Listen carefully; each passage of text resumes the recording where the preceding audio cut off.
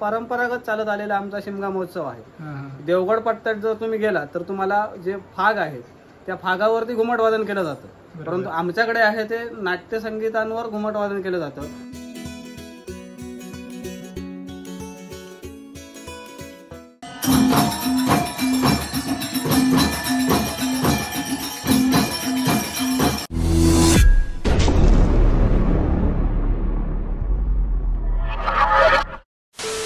नमस्कार मित्रांनो, मी अमोल आणि स्वागत आहे तुमचं पुन्हा एकदा आपल्या चॅनलच्या एका नवीन ब्लॉगमध्ये। मित्रांनो, कोकणामध्ये सध्या शिमगोत्सव सुरू आहे आणि शिमग्याबद्दलचे 2-3 व्हिडिओ देखील आपण पोस्ट केलेत। तर आज देखील तुम्हाला एक कोकणातील सुंदर असा शिमग्याचा व्हिडिओ बघायला भेटणार आहे। आपण चाललोय आचरे गावामध्ये आपल्या मित्राकडे, तो म्हणजे पराग दादाकडे।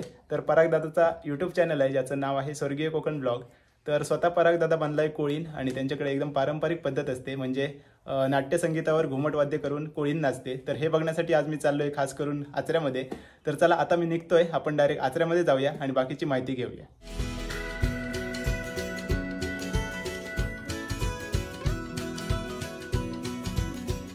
तर पराग दादाच्या घरी पोहोचलोय आणि इकडे हे बघा पराग दादा। हाय, आता ओळखत नसाल, तुम्हाला एक साईडला फोटो दाखवतो, तो आणि तो बघा। तर गेल्या वर्षी पण आपण व्हिडिओ बनवला होता, तर या वर्षी पण आलोय।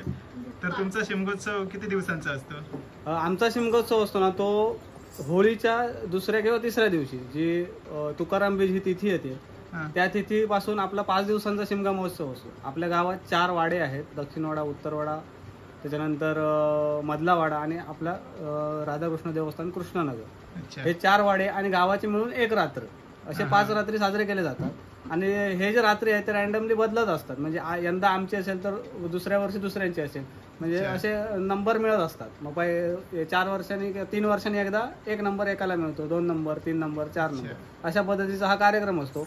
आणि इकडे हा कार्यक्रम साजरा करत असताना हा परंपरागत चालत आलेला आमचा शिमगा महोत्सव आहे। देवगड पट्ट्यात जर तुम्ही गेला तर तुम्हाला जे फाग आहे त्या फागावरती घुमट वादन केलं जातं, परंतु आमच्याकडे आहे ते नाट्य संगीतांवर घुमट वादन केलं जातं।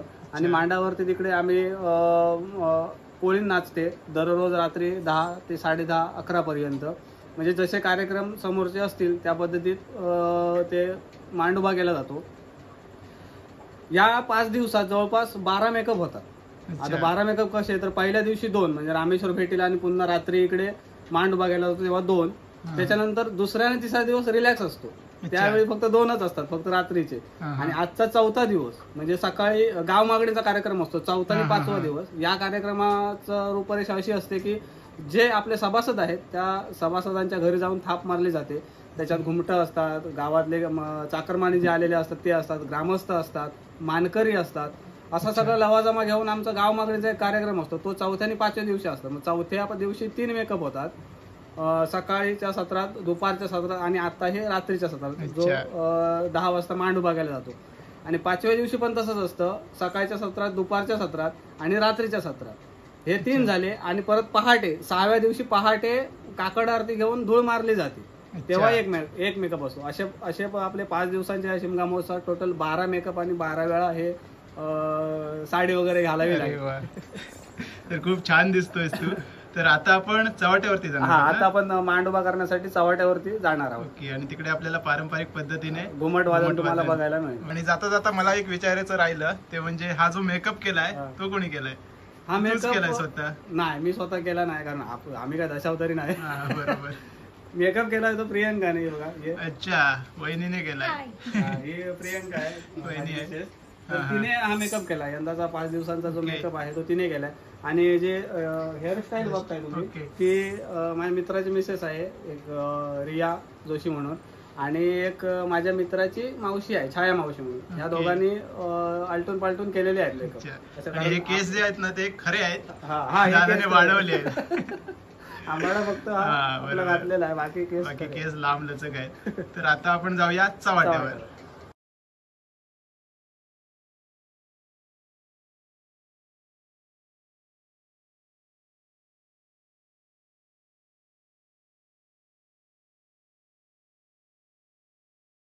तर आता आम्ही पोहोचलोय आचरा पिरावाडीच्या श्रीदेव चव्हाट्याच्या इथे, आणि समोर तुम्ही बघू शकता घुमट आहेत।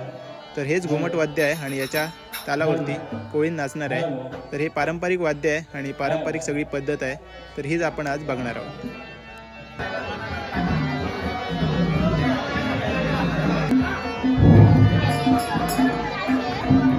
तर सगळेजण सज्ज झाले आहेत आपापलं घुमट घेऊन आणि आता कार्यक्रमाला सुरुवात होते. तर हा पारंपरिक कार्यक्रम आता आपण बघूया.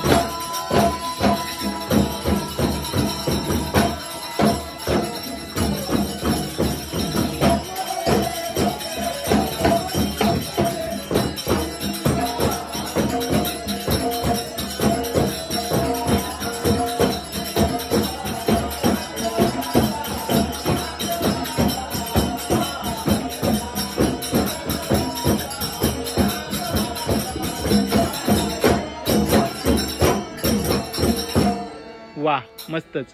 खूप सुंदर असा नाच झाला आणि खूप सुंदर असं घुमट वाद्य आहे आणि ऐकायला पण खूप भारी वाटतं.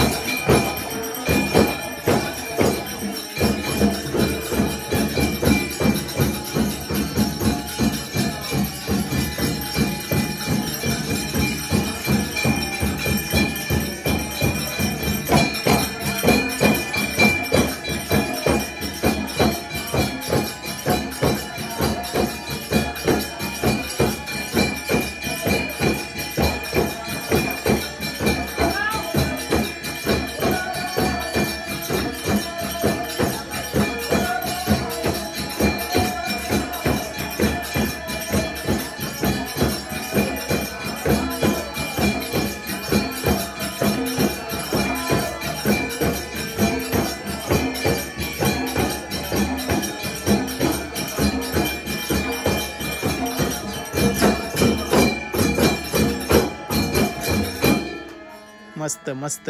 खूप सुंदर असा कार्यक्रम सुरू आहे आणि पराग दादा देखील खूप सुंदर असा नटलाय. तर आता गर्दी पण वाढत चालली बघा.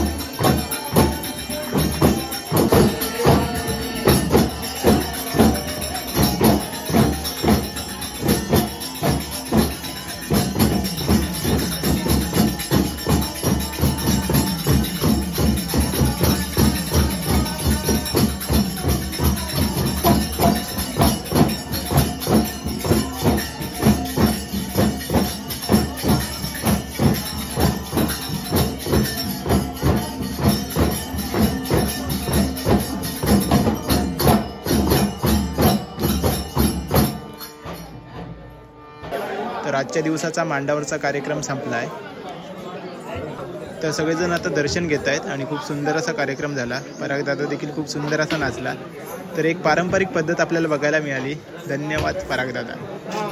तर मित्रांनो, चव्हाट्यावरचा कार्यक्रम संपला आहे आणि खूप सुंदर असा नाच केला पराग दादाने आणि खूप पारंपरिक असं काहीतरी बघायला मिळालं.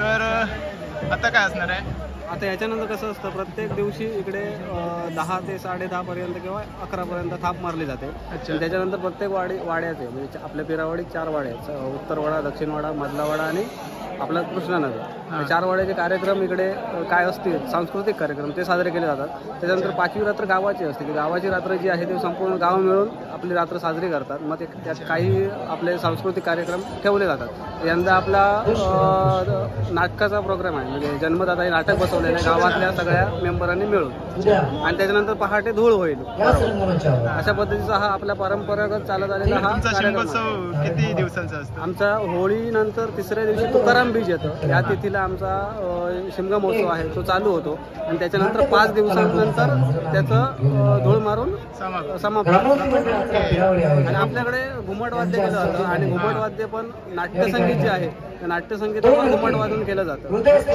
खूप सुंदर असा कार्यक्रम बघायला मिळाला. धन्यवाद. तू आलास, तुझे खूप खूप आभार या छोट्याशा आमच्या कार्यक्रमासाठी.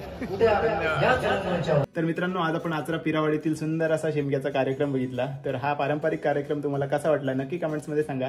चॅनलवरती नवीन असाल तर प्लीज चॅनलला सबस्क्राईब करा. तर चला भेटूया आता लवकरच एका नवीन ब्लॉगमध्ये. तोपर्यंत बाय बाय, टेक केअर, काळजी घ्या.